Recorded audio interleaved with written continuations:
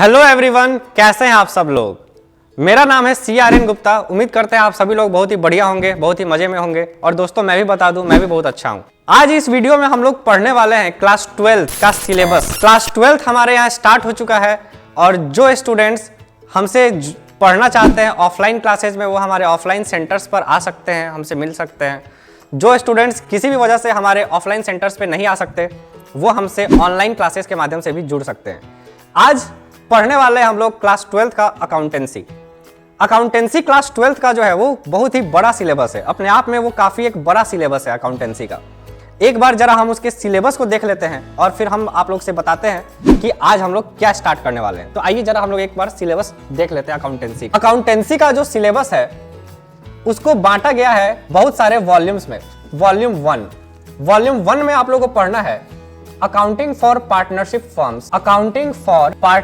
Firms. Volume 1 में आपको इसके बारे में पढ़ना है। इसमें आपको कौन कौन से चैप्टर्स पढ़ने हैं, जरा उनके नाम भी देख लीजिए। सबसे पहला चैप्टर जो आप लोगों को पढ़ना है वो है आप लोग का फंडामेंटल्स ऑफ पार्टनरशिप। दूसरा चैप्टर जो आप लोग को पढ़ना है वो है आप लोग का वैल्यूएशन ऑफ गुडविल। तीसरा चैप्टर जो आप लोग को पढ़ना है वो है change in profit sharing ratio. चौथा चैप्टर आप लोग को पढ़ना है एडमिशन ऑफ पार्टनर। पांचवा चैप्टर आप लोग को पढ़ना है रिटायरमेंट ऑफ अ पार्टनर। छठा चैप्टर आप लोग को पढ़ना है डेथ ऑफ अ पार्टनर। सातवां चैप्टर है डिसोल्यूशन ऑफ पार्टनरशिप फर्म्स। तो ये सारे चैप्टर्स हैं, ये 7 चैप्टर्स हैं आप लोग के पार्टनरशिप ग्रुप के, जो आप लोग को पढ़ने हैं वॉल्यूम 1 में। एक और चैप्टर है, उसका नाम है accounting for not for profit organisations. तो ये जो चैप्टर है नॉट फॉर प्रॉफिट ऑर्गेनाइजेशंस का, ये आपके इस ग्रुप का नहीं है, ये पार्टनरशिप ग्रुप का नहीं है, इसलिए हम लोगों ने जरा इसे 2 मिनट के लिए साइड कर दिया है। मेनली आपको ये 7 चैप्टर्स पढ़ने हैं जो आपके पार्टनरशिप ग्रुप से रिलेटेड है।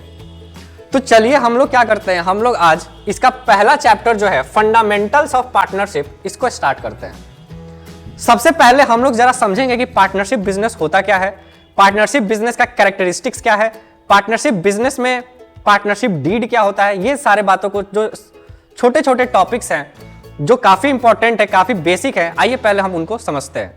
तो चलिए हम लोग स्टार्ट करते हैं अपने क्लास। सबसे पहले आप लोग को जानना है मीनिंग ऑफ पार्टनरशिप।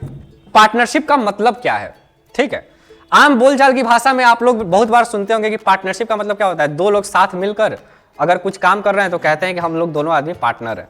लेकिन जब आप उसको थोड़ा सा लीगल पॉइंट ऑफ व्यू से पढ़ते हैं, थोड़ा सा एक अकाउंटिंग पॉइंट ऑफ व्यू से पढ़ते हैं, तो क्या इसका मीनिंग होता है, आइए जरा देखें। पहला लाइन पढ़ते हैं, when 2 or more persons start a lawful business having an objective to earn profit and share the profit or loss of the business as per their agreement, then it is called partnership business। पहला paragraph जो लिखा हुआ है partnership business का, उसमें यह बताया जा रहा है कि पार्टनरशिप बिजनेस होता क्या है। तो पार्टनरशिप बिजनेस का मतलब होता है कि जब 2 या 2 से ज्यादा लोग साथ मिलकर एक एग्रीमेंट के तहत कोई लॉफुल बिजनेस मतलब लीगल बिजनेस स्टार्ट करने का बात करते हैं और यह डिसाइड करते हैं कि इस बिजनेस से होने वाले प्रॉफिट को हम लोग आपस में बांट लेंगे, तो इसको कहा जाता है पार्टनरशिप बिजनेस। यह तो हो गया एक आम बोलचाल की भाषा में, लेमेंस लैंग्वेज में जो पार्टनरशिप का मीनिंग होता है वो हो गया। लेकिन आप लोग को शायद पता होगा, मैंने 11th क्लास का जब बिजनेस स्टडीज का क्लास हो रहा था तब मैंने बताया था कि इंडिया में जो हमारे फॉर्म्स ऑफ बिजनेस होते हैं वो सारे किसी ना किसी एक्ट से गवर्न होते हैं। सिर्फ और सिर्फ एक सोल प्रोप्राइटर जो है वो किसी एक्ट से गवर्न नहीं होता। इवन आपका जो HUF है वो भी आपका हिंदू एक्ट से, HUF जो है वो भी गवर्न होता है। जो आपका पार्टनरशिप है वो भी आपका गवर्न होता है इंडियन पार्टनरशिप एक्ट 1932 से। तो देखिए जरा, 1932 से आपका गवर्न क्या होता है, गवर्न होता है आपका पार्टनरशिप। मतलब पार्टनरशिप बिजनेस में क्या होगा और क्या नहीं होगा, क्या हो सकता है, किस कंडीशन में आप क्या काम करेंगे, ये सारी बातें जो है वो पार्टनरशिप एक्ट में लिखी हुई है। कंपनियों के बारे में अगर आपको कुछ जानना हो तो उसके लिए हम कौन सा एक्ट देखते हैं, उसके लिए हम लोग देखते हैं कंपनीज एक्ट 2013। इसमें सारी बातें लिखी हुई हैं कंपनीज से संबंधित। एक कंपनी कैसे रन करता है, कंपनी में क्या हो सकता है और क्या नहीं हो सकता। तो क्योंकि हम पार्टनरशिप के बारे में पढ़ रहे हैं तो एक बार जरा हम यह भी देख लेते हैं कि हमारे पार्टनरशिप एक्ट में क्या लिखा हुआ है। हमारे पार्टनरशिप एक्ट में क्या लिखा हुआ है, जरा हम एक बार इसको ही पढ़ लेते हैं। तो देखिए, according to the Indian partnership act 1932, partnership is the relationship between persons.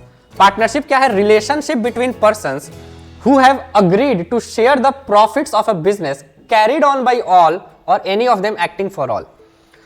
जो डेफिनेशन आपके पार्टनरशिप एक्ट में लिखा हुआ है उसमें यह बताया गया है कि पार्टनरशिप क्या है? पार्टनरशिप दो या दो से ज्यादा लोगों के बीच में एक ऐसा रिलेशनशिप है जिसमें दोनों लोग क्या करते हैं, दोनों लोग आपस में प्रॉफिट शेयर करने के लिए रेडी होते हैं।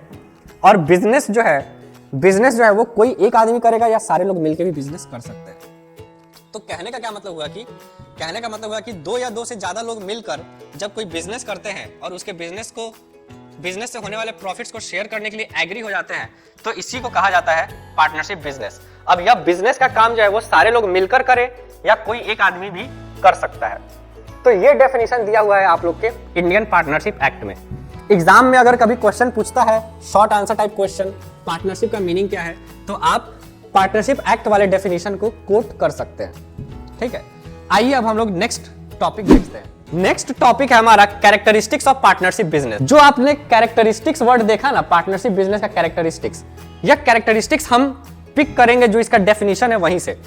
जो इसका डेफिनेशन हमने पढ़ा है यहां पर, जो एक्ट में डेफिनेशन लिखा हुआ है ये वाला, यहीं से इसके सारे कैरेक्टरिस्टिक्स जो है वो उठ के आएंगे। देखिए जरा, सबसे पहला एसोसिएशन ऑफ टू और मोर पर्संस। पार्टनरशिप क्या है? पार्टनरशिप एक एसोसिएशन है जिसके अंतर्गत दो या दो से ज्यादा लोग साथ मिलकर कोई बिजनेस का काम करते हैं। Partnership is an agreement between two और मोर पर्संस। दो या दो से ज्यादा लोग मिलकर अगर कोई बिजनेस स्टार्ट करते हैं उसको कहा जाता है पार्टनरशिप। तो यहां पर क्या है, यहां पर आपसे बताया जा रहा है कि एक पार्टनरशिप होने के लिए कम से कम दो लोगों का होना आवश्यक है। अगर दो से कम लोग हैं तो पार्टनरशिप कैसे हो सकता है? एक सिंगल आदमी अपने आप से कैसे पार्टनरशिप करेगा? कर ही नहीं सकता। The minimum number of partners is 2 and the maximum number of partners is 50। अब यहां पर बताया जा रहा है कि एक पार्टनरशिप होने के लिए मिनिमम नंबर ऑफ पार्टनर्स कितने होने चाहिए? कम से कम 2 होने चाहिए। तो 2 तो बेयर मिनिमम है। मैक्सिमम कितने पार्टनर्स होने चाहिए? तो वो बताया जा रहा है 50। अब यहां पर एक बहुत ही इंपॉर्टेंट बात है। इंपॉर्टेंट बात क्या है कि यह जो 50 लिखा हुआ है ना, मैक्सिमम नंबर ऑफ पार्टनर्स 50 होंगे, यह आपको बताना है कि यह कौन से एक्ट में लिखा हुआ है, क्योंकि यह क्वेश्चन कई बार पूछा जाता है। आमतौर पर अगर कोई पढ़ेगा कि minimum number of partners 2, maximum number of partners 50, तो वो क्या सोचेगा कि पार्टनरशिप एक्ट से हम लोगों ने ये फीचर्स को उठाया है तो ये पार्टनरशिप एक्ट में ही लिखा होगा, लेकिन ऐसा नहीं है। यह लिखा हुआ है कंपनीज एक्ट। कंपनीज एक्ट 2013 का एक सेक्शन है, सेक्शन 464। उस सेक्शन में लिखा हुआ है कि आपके पार्टनरशिप बिजनेस में 50 से ज्यादा लोग नहीं होंगे। अगर किसी भी सूरत में 50 से ज्यादा लोग हो जाते हैं तो आपका वो बिजनेस जो है वो इल्लीगल हो जाएगा, फिर आप उसको पार्टनरशिप नहीं कहेंगे। तो पहले पॉइंट क्लियर है सबको कि पार्टनरशिप का पहला जो पॉइंट है कि 2 या 2 से ज्यादा लोग होंगे, इसमें किसी को कोई डाउट है? मिनिमम 2 होंगे, मैक्सिमम 50 हो सकते हैं। मैक्सिमम 50 वाला बात कहां लिखा हुआ है? यह लिखा हुआ है आपका कंपनीज एक्ट 2013 के अंडर में। दूसरा पॉइंट देखिए, एग्रीमेंट बिटवीन पार्टनर्स। अब देखिए 2 या 2 से ज्यादा लोग साथ मिलकर काम करेंगे तो उनके बीच में कुछ एग्रीमेंट होना चाहिए। There must be an agreement between the partners to form a partnership. This agreement can be oral और रिटन। 2 या 2 लोग जब साथ मिलकर कोई काम करते हैं ना, तो दोनों के बीच में एक एग्रीमेंट होना चाहिए। अब यह एग्रीमेंट जो है यह ओरल भी हो सकता है और यह रिटन भी हो सकता है। मतलब केवल आपने अपने अंडरस्टैंडिंग के बेसिस पे अगर कुछ काम करने का डिसीजन लिया है तो यह ओरल एग्रीमेंट हो गया। आपने बोल दिया कि ठीक है, इस पार्टनरशिप बिजनेस में मॉर्निंग में मैं दुकान खोलूंगा और 7 घंटे चलाऊंगा, इवनिंग में तुम आ जाना, तुम 7 घंटे चलाना। तो यह बात जो है यह ओरल तरीके से आपने कम्युनिकेट किया हुआ है। कई बार क्या होता है कि आप एग्रीमेंट जो है वो रिटन भी करवाते हैं। एग्रीमेंट रिटन कैसे करवाते हैं? आप क्या करेंगे, एक डीड बनाएंगे, उस पर सारी बातें लिखेंगे, सारे लोगों से साइन करवाएंगे, स्टैंप पेपर पे ये सारा चीज लिखा जाएगा। इसको कहा जाता है कि आपका एग्रीमेंट जो है वो रिटन फॉर्म में है। तो आपका जो एग्रीमेंट है वो ओरल भी हो सकता है और रिटन भी हो सकता है। तीसरा point, legal business. The business carried on by the partnership firm must be legal. Illegal work carried by 2 or more persons can not be considered as partnership business. जो 2 या 2 से ज्यादा लोग मिलकर जो बिजनेस शुरू करने की बात कर रहे हैं वो बिजनेस जरूर ही लीगल होना चाहिए। अगर किसी भी वजह से वो बिजनेस लीगल नहीं है, मान लेते हैं कि 2 लोग मिलकर स्मगलिंग करने की बात कर रहे हैं या फिर ड्रग्स बेचने का बात कर रहे हैं या फिर 2 लोग मिलकर किडनैपिंग का कोई प्लानिंग कर रहे हैं, तो यह आपका पार्टनरशिप नहीं कहा जाएगा। आपका पार्टनरशिप बिजनेस जो है वो पूरी तरह से लीगल होना चाहिए, लॉफुल होना चाहिए। ठीक। चौथा, profit motive. The business carried on by the partnership firm must have a profit motive. Any business whose purpose is not to earn profit can not be said partnership business. अब यहां पर profit का होना, आपके business में profit का होना, यह भी बहुत बड़ा एक एलिमेंट है। अगर आप केवल और केवल समाज सेवा करने के लिए दो लोग एक साथ मिलकर कुछ काम कर रहे हैं तो इसको पार्टनरशिप बिजनेस नहीं कहेंगे। आपका मकसद होना चाहिए प्रॉफिट अर्न करना। और पांचवा देखिए, business carried on by all or any of them acting for all. ये बड़ा ही इंपॉर्टेंट पॉइंट है, ये पॉइंट बहुत ही इंपॉर्टेंट है, इसको आप लोग मार्क करेंगे VVI। Business carried on by all or any of them acting for all. इसका मतलब क्या है? इसका मतलब है कि जो आदमी बिजनेस करेगा, जैसे मान लेते हैं 3 पार्टनर्स हैं, राम, श्याम और मोहन। मान लीजिए 3 पार्टनर्स हैं, राम, श्याम और मोहन। तो बिजनेस करेगा कौन? दुकान चलाएगा कौन? क्या राम और श्याम मिलकर चलाएंगे, मोहन नहीं चलाएगा? क्या राम और मोहन मिलकर चलाएंगे, श्याम नहीं चलाएगा? क्या श्याम और मोहन मिलकर चलाएंगे, राम नहीं चलाएगा? क्या तीनों चलाएंगे या कोई केवल एक चलाएगा? बहुत सारे केसेस बन सकते हैं। तो कहा गया है business carried on by all, या तो सारे लोग मिलकर चला सकते हैं या कोई एक आदमी भी चला सकता है सारे लोगों के बिहाफ पे। मतलब जरूरी नहीं है कि सारे लोग दुकान पर अपना अटेंडेंस दे ही। कोई एक आदमी भी अगर आ रहा है और एक आदमी ही सारा काम कर रहा है और बाकी लोग कोई काम नहीं कर रहे हैं, फिर भी यह पार्टनरशिप बिजनेस है। मान लेते हैं उन तीनों में एग्रीमेंट ही ऐसा हुआ है कि एक आदमी जो है वो सारे बिजनेस का काम देखेगा, बाकी लोग केवल और केवल फंडिंग करेंगे, तो ऐसा भी आपका पार्टनरशिप बिजनेस हो सकता है। तो कैरेक्टरिस्टिक्स ऑफ पार्टनरशिप बिजनेस एक बार फिर से देख लीजिए। 2 या 2 से ज्यादा लोग का एसोसिएशन होना चाहिए, मिनिमम 2 लोग होंगे, मैक्सिमम 50 हो सकते हैं। मैक्सिमम 50 का जो कंडीशन है यह लिखा हुआ है आपके कंपनीज एक्ट 2013 के अंदर। पार्टनरशिप करने के लिए पार्टनर्स लोगों में एक एग्रीमेंट होना चाहिए। वो एग्रीमेंट ओरल भी हो सकता है और वो एग्रीमेंट रिटन भी हो सकता है। बिजनेस हमेशा लीगल होना चाहिए। इलीगल वर्क अगर आप कर रहे हैं तो वो पार्टनरशिप नहीं कहा जाएगा। आपका मकसद प्रॉफिट का होना चाहिए। आप समाज सेवा करने के लिए अगर कोई ग्रुप बना रहे हैं उसको पार्टनरशिप बिजनेस नहीं कहेंगे। और पांचवा है, आप लोग सारे लोग इकट्ठे मिलकर काम कर सकते हैं या कोई एक आदमी काम कर सकता है सारे लोगों के बदले, तब भी वो पार्टनरशिप कहा जाएगा। आइए अब नेक्स्ट टॉपिक देखते हैं हम लोग। नेक्स्ट टॉपिक है आपका पार्टनरशिप डीड। दोस्तों जैसे कि अभी हमने पढ़ा कि पार्टनर्स के बीच में एक एग्रीमेंट होना बहुत ही जरूरी है। अब वो एग्रीमेंट ओरल भी हो सकता है, वो एग्रीमेंट रिटन भी हो सकता है। तो वही एग्रीमेंट जब रिटन फॉर्म में होता है तो जिस डॉक्यूमेंट का हम लोग निर्माण करते हैं उसी डॉक्यूमेंट को कहा जाता है पार्टनरशिप डीड। तो पार्टनरशिप डीड क्या है? पार्टनरशिप एग्रीमेंट को रिटन फॉर्म में ही लिख देना। जो आप लोग के टर्म्स एंड कंडीशंस तय हुए हैं उसको एक जगह लिख देना, इसी को कहा जाता है पार्टनरशिप डीड। हम क्या करते हैं, हम यहाँ पे लिख देते हैं, साइन करवा लेते हैं, ये हो जाता है हमारा पार्टनरशिप डीड। पहला पॉइंट देखिए, partnership comes into existence through an agreement. Partnership होने के लिए एग्रीमेंट का होना आवश्यक है। अगर आप लोग एग्रीमेंट नहीं कर रहे हैं, कोई ऐसे ही साथ साथ बैठ के कोई काम कर रहे हैं, इसको पार्टनरशिप नहीं कहा जाएगा। एक एग्रीमेंट होना चाहिए। दूसरा, यह एग्रीमेंट वर्बल भी हो सकता है और राइटिंग में भी हो सकता है। जैसा कि अभी हमने पिछले स्लाइड में देखा कि जो आप एग्रीमेंट करेंगे सामने वाले पार्टी के साथ, वो आपका वर्बल एग्रीमेंट भी हो सकता है, वो आपका रिटन एग्रीमेंट भी हो सकता है। लेकिन इसमें एक प्रॉब्लम है, अगर आप वर्बल एग्रीमेंट करते हैं, ओरल एग्रीमेंट करते हैं, तो सामने वाला जो है ना कई बार अपनी बात से मुकर सकता है।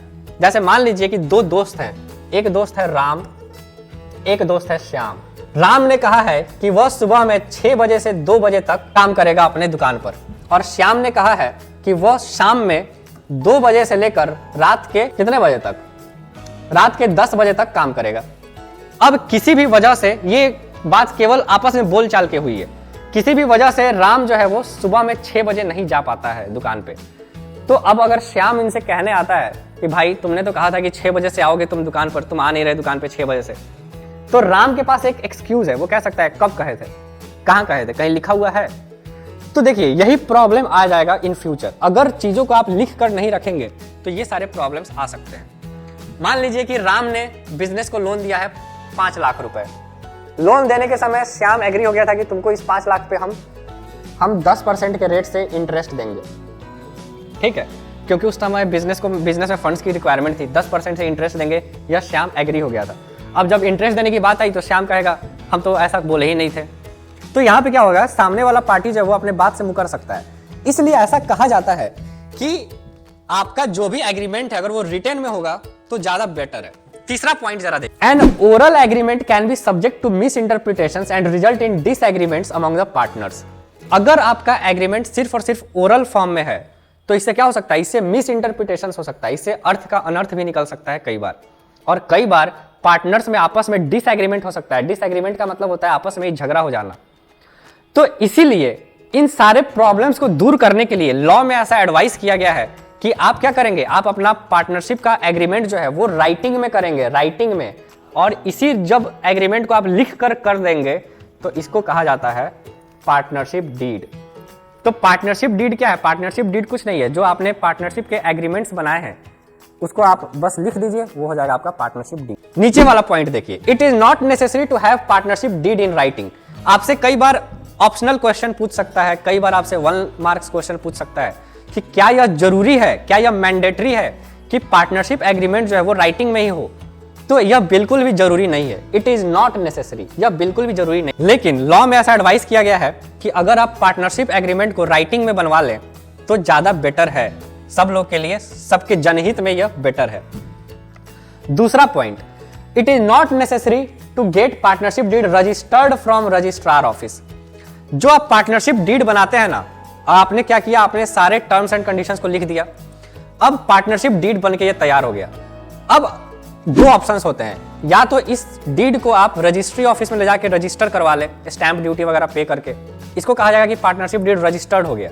ऐसा भी हो सकता है कि आप इसको रजिस्टर्ड ना करवाएं, तो ऐसा भी कुछ मैंडेटरी नहीं है कि रजिस्टर्ड करवाना ही है। लेकिन जब आगे आप लोग सीनियर क्लासेस में जाएंगे और आप लोग को पढ़ना होगा पार्टनरशिप एक्ट पूरे डिटेल में, तो आप वहां पढ़ेंगे कि अगर पार्टनरशिप डीड रजिस्टर्ड है और पार्टनरशिप डीड अनरजिस्टर्ड है, दोनों में बहुत अंतर हो जाता है। वह पार्टनरशिप जिसका रजिस्ट्रेशन हुआ है और वह पार्टनरशिप जिसका रजिस्ट्रेशन नहीं हुआ है, दोनों के राइट्स एंड ड्यूटीज में बहुत अंतर हो जाता है। तो इसलिए बेनिफिशियल यही है कि आप क्या करें, आप पार्टनरशिप डीड को रजिस्टर करवा लें रजिस्ट्रार ऑफिस में। किसी को कोई डाउट? इस स्लाइड में क्या लिखा हुआ है एक बार जल्दी से समराइज करते हैं। इस स्लाइड में यही लिखा हुआ है कि 2 लोगों के बीच में पार्टनरशिप कब आता है? एक एग्रीमेंट के तहत आता है। वो एग्रीमेंट वर्बल भी हो सकता है, वो एग्रीमेंट रिटन में भी हो सकता है। वर्बल एग्रीमेंट में बहुत सारी कमियां हैं, लोगों में आपस में झगड़ा हो सकता है, लोगों में आपस में बहस हो सकता है, लोगों में एक दूसरे की बात को लेकर डिसएग्रीमेंट हो सकता है कि नहीं, यह पहले स्वीकार नहीं किया गया था। इसलिए इन सारे प्रॉब्लम से बचने के लिए हम क्या करते हैं, हम एग्रीमेंट जो है वो राइटिंग में बनाते हैं। अब राइटिंग में तो बन गया, अब 2 रास्ते और हैं।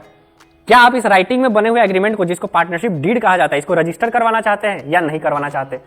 करवाना चाहते हैं तो अच्छी बात है, रजिस्ट्री ऑफिस में जाइए, इसको रजिस्टर करवा लीजिए, आपके पास कुछ एडिशनल राइट्स एंड बेनिफिट्स आपको मिलेंगे।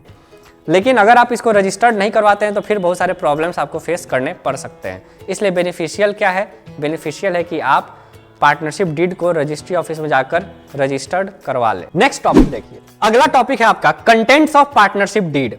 जो बात हो रहा है उस समय से कि पार्टनरशिप डीड में बहुत सारे एग्रीमेंट्स होते हैं, बहुत सारी बातें लिखी होती हैं। जरा देखा जाए कि क्या क्या बातें लिखी होती है। सबसे पहला, name and address of the firm. सबसे पहला चीज यह लिखा होता है कि पार्टनरशिप जो हमारा है उसका नाम क्या होगा, हमारे दुकान का नाम क्या होगा, और इस दुकान का जो हेड ऑफिस है वो कहाँ होगा, एड्रेस क्या होगा। ठीक है। दूसरा लिखा जाता है सारे पार्टनर्स का नाम और सारे पार्टनर्स का एड्रेस कहाँ है वो लिखा जाता है। तीसरा, ड्यूरेशन ऑफ पार्टनरशिप। पार्टनरशिप का ड्यूरेशन क्या होगा, क्या यह पार्टनरशिप एट विल है, क्या यह पार्टनरशिप लॉन्ग टर्म के लिए है, ये सारी बातें यहाँ पे लिखी जाती है। Nature and scope of business, यहाँ पर यह बताया जाता है कि आप जो पार्टनरशिप बनाकर बिजनेस करने जा रहे हैं इसका नेचर क्या है, इसका स्कोप क्या है। स्कोप मतलब इसके अंडर आप और कौन कौन सा काम करेंगे। ठीक है। पांचवा, capital contribution bye partners and rate of interest payable on it. आप यहाँ पर यह भी बताएंगे कि सारे पार्टनर्स कितना कितना अमाउंट कैपिटल का लगाएंगे बिजनेस में, और कैपिटल लगाएंगे तो क्या उस पर उनको कोई इंटरेस्ट ऑन कैपिटल भी मिलेगा। 11th क्लास जर्नल चैप्टर याद आना चाहिए सबको, इंटरेस्ट ऑन कैपिटल। तो वही बात है कि क्या पार्टनर्स कैपिटल लगाएंगे तो उनको इंटरेस्ट भी मिलना चाहिए। उसके बाद profit and loss ratio, partners आपस में प्रॉफिट और लॉस कौन से रेशियो में शेयर करेंगे, यह भी बात लिखा जाता है। जो पार्टनर एक्स्ट्रा टाइम काम कर रहा है, ओवर टाइम काम कर रहा है, क्या उस पार्टनर को कुछ एक्स्ट्रा सैलरी मिलेगा, यह भी बात लिखा जाता है। हर पार्टनर अपने महीने के खर्चे के लिए कितना कितना रुपया निकालेगा बिजनेस से, यह बात भी लिखा जाता है, जिसको ड्राइंग्स कहते हैं। और अगर कोई पार्टनर ड्राइंग्स करता है तो उसको पार्टनरशिप फर्म को कितना रुपया इंटरेस्ट देना पड़ेगा, यह भी बात लिखा जाता है, देना भी पड़ेगा या नहीं देना पड़ेगा। हर पार्टनर का राइट क्या है, ड्यूटी क्या है, रिस्पॉन्सिबिलिटी क्या है, यह सारा चीज उसमें डिटेल में लिखा जाता है। आपके बिजनेस में अगर कभी कोई पार्टनर का एडमिशन होता है, कोई पार्टनर का रिटायरमेंट होता है, किसी पार्टनर का डेथ हो जाता है, तो गुडविल का वैल्यूएशन ऐसे केस में आप किस मेथड के थ्रू करेंगे, यह बात भी इसमें लिखा जाता है। और एडमिशन एंड रिटायरमेंट के टाइम भी बहुत सारे एडजस्टमेंट्स होते हैं, उनकी बातें भी इसमें लिखी जाती है। तो यह आपके कुछ कॉमन पॉइंट्स हैं जो आपकी पार्टनरशिप डीड में होना चाहिए। आप लोग एक बार इसको देख सकते हैं, इसका स्क्रीनशॉट ले सकते हैं। पार्टनरशिप डीड में ये सारी बातें आपको लिखी होनी चाहिए। अब अगला पॉइंट देखिए, अगला टॉपिक देखिए, rules applicable in the absence of partnership deed. अगर किसी वजह से आपने पार्टनरशिप डीड नहीं बनाया है, पार्टनरशिप डीड नहीं बनाने का मतलब है कि आपने पार्टनरशिप एग्रीमेंट राइटिंग में नहीं बनाया है। पार्टनरशिप एग्रीमेंट आपका राइटिंग में नहीं है, ये आपका वर्बल है, वर्बल है।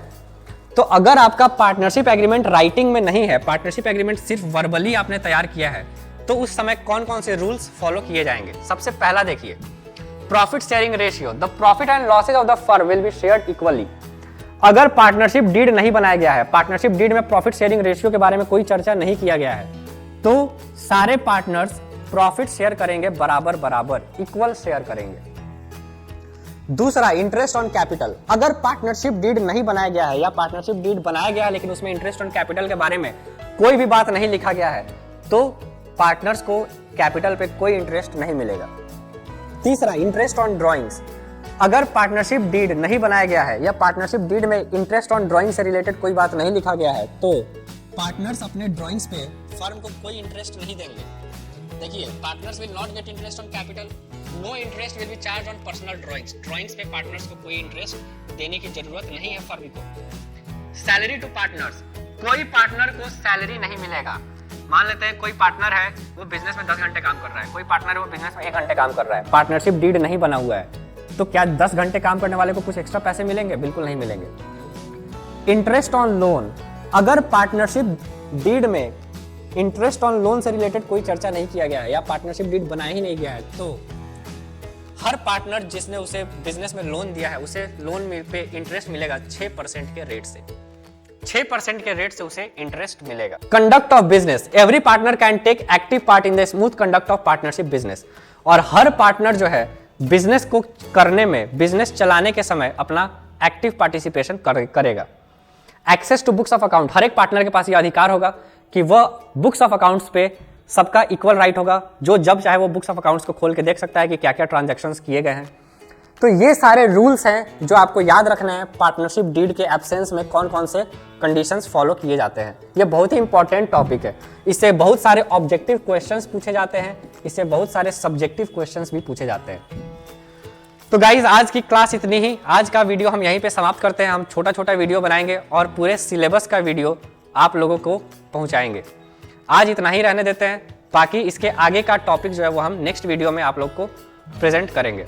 तब तक के लिए बाय बाय। अगर आप लोग को वीडियो पसंद आए तो वीडियो लाइक जरूर करें, चैनल को सब्सक्राइब जरूर करें, हमारा मनोबल बढ़ाने के लिए कमेंट जरूर करें। That's all, thank you.